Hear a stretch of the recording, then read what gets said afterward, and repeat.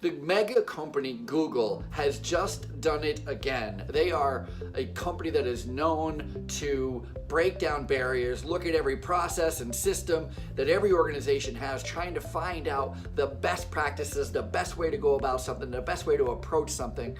And this time, they decided to look at what makes an effective team.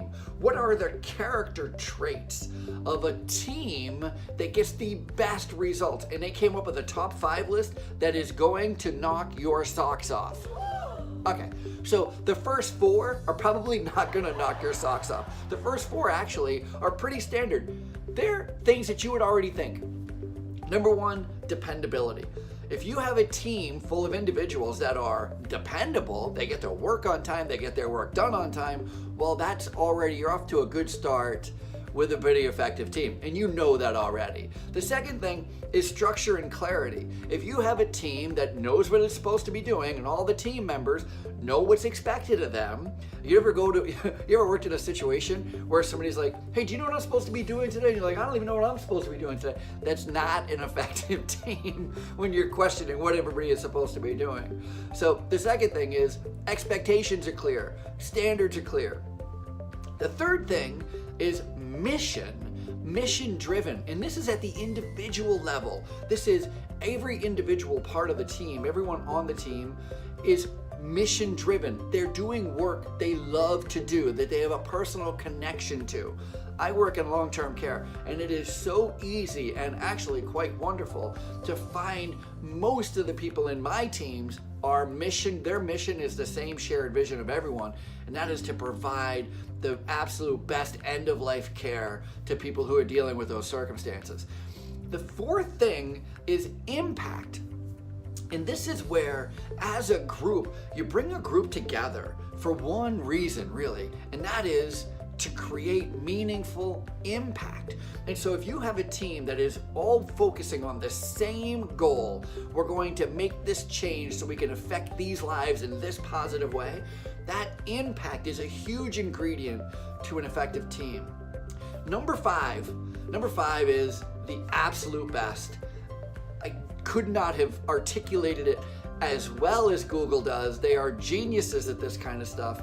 And number 5, they say the absolute glue that makes all effective management teams, or all teams, be effective. I speak in world of management, that's why management teams are important to me, is psychological safety. You need to listen to that. You need to unpack that a little bit. Psychological safety. What does it mean for a team to have psychological safety? It truly means that they have the ability, they're in a safe space where they can ask questions, they can make suggestions, they can hypothesize, they can freely share their ideas, their thoughts, their emotions, their concerns freely, without judgment, without fear of retribution. I have worked in an awful lot of management teams, management teams specifically, because managers, they sometimes eat their young.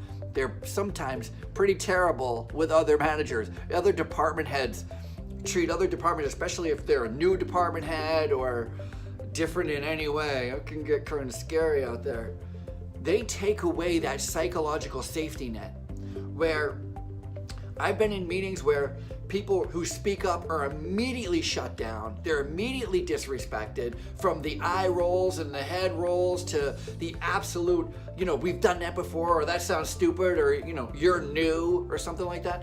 You're just shutting down the team. The team dynamic is not safe, and you're missing out on a whole bunch of outcomes and quality outcomes that you should be or could be getting if you just created an environment of safety, psychological safety. We're all free to share ideas, be valued, be heard.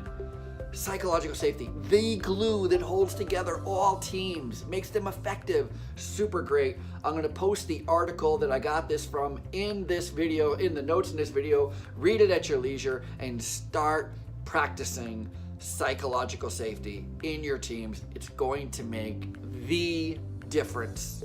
Trust me.